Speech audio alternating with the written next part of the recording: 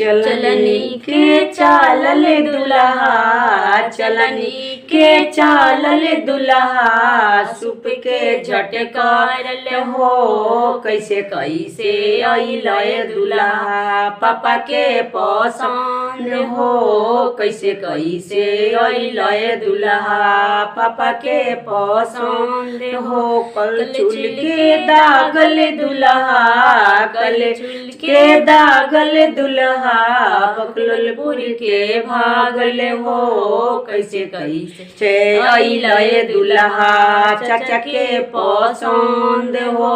कैसे कैसे अइले दुल्हा, चाचा के पसंद हो। अखिया लाल लाल दुल्हा, अखिया लाल लाल दुल्हा, ठक चल गाल हो। बड़का गजेड़ी दुल्हा, चले हाथी चाल हो।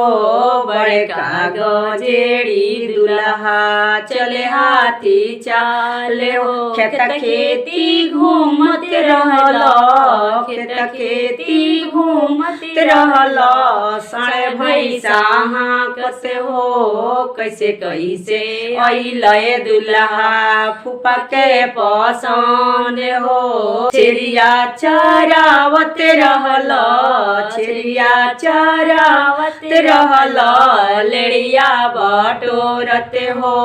कैसे कैसे अइले दुल्हा, मामा के पसंद हो। कैसे कैसे अइले दुल्हा, मामा के पसंद हो।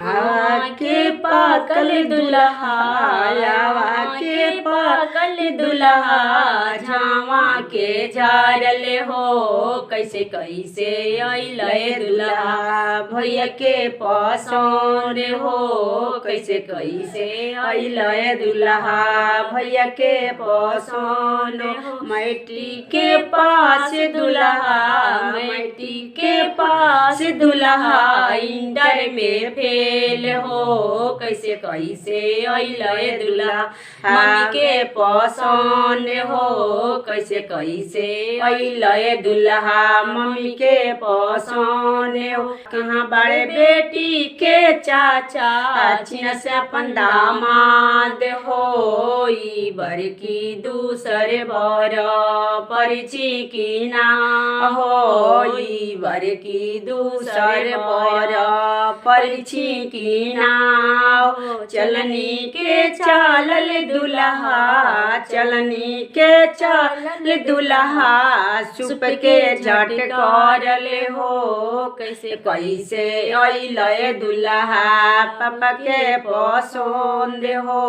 कैसे कैसे अइले दुल्हा, पापा के पसंद हो।